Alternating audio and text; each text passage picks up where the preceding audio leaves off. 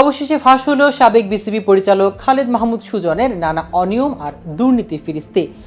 নানা অনিয়ম আর দুর্নীতি ফিরিস্তির মধ্যে প্রায় 12 বছর ধরে বোর্ড পরিচালক থেকেছেন তিনি। বোর্ড পরিচালক থাকার পাশাপাশি বাংলাদেশ ক্রিকেটের অনেক ক্ষেত্রেই বিচরণ ছিল জাতীয় দলের এই সাবেক অধিনায়কের। সেই মাহমুদ এখন আর বিসিবির পরিচালক নন। দীর্ঘ 12 বছর পর গতকাল পদত্যাগপত্র জমা দিয়েছেন আলোচিত সমালোচিত Khaled Mahmud Sujan.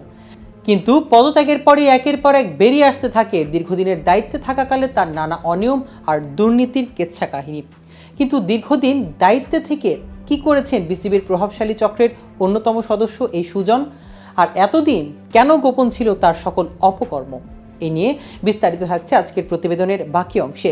KTV cricket channel থেকে আপনাদের সাথে আছি আমি মাহমুদুর রহমান সিয়াম। গত এক যুগে বাংলাদেশের ক্রিকেট প্রশাসনের নাজমুল হাসানের পর দ্বিতীয় আলোচিত সমালোচিত ব্যক্তি হিসেবে ছিলেন খালেদ মাহমুদ।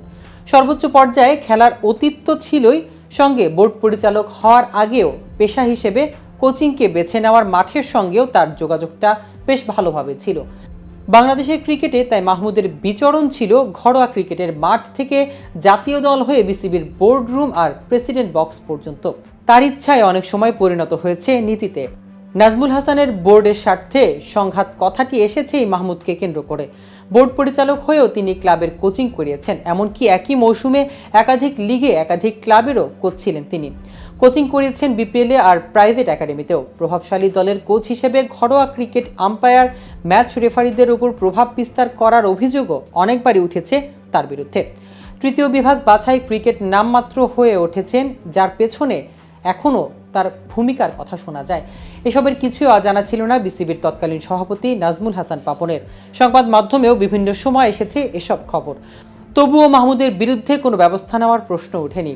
একটা কারণ তো তিনি ছিলেন ক্ষমতাসীনদের ছায়ায় থাকা বোর্ড পরিচালক। তার উপর তিনি যেসব ক্লাবের কোচ ছিলেন সেগুলো ছিল বোর্ডের প্রভাবশালী চক্র সংশ্লিষ্ট। পরিচালক হিসেবে সর্বশেষ বিসিবির গেম ডেভেলপমেন্ট কমিটির প্রধান ছিলেন মাহমুদ। সঙ্গে ছিলেন ক্রিকেট পরিচালনা বিভাগের ভাইস চেয়ারম্যান পদেও। এর বাইরেও বিভিন্ন সময় তাকে বিভিন্ন পরিচয় আবির্ভূত হতে দেখা গেছে। জাতীয় দলের সঙ্গেও সরাসরি সম্পৃক্ত হয়েছেন অনেক সময়। দায়িত্ব পালন করেছেন প্রধান কোচ, অন্তর্বর্তীকালীন কোচ, সরকারি কোচ, টিম ম্যানেজার, এমনকি টিম ডিরেক্টর হিসেবেও। অবিশ্বাস্য হলেও সত্য, এসবের জন্য কখনো কখনো বিসিবি থেকেও মোটা অঙ্কের সম্মানী নিয়েছেন তিনি, যা সর্বনিম্ন 3.5 লাখ থেকে শুরু করে সর্বোচ্চ 15 লাখ টাকা পর্যন্ত উঠেছে। 2018 সালের জানুয়ারি ফেব্রুয়ারিতে শ্রীলঙ্কার বিপক্ষে হোম সিরিজে মাহমুদ ছিলেন বাংলাদেশের হেড অব টিম।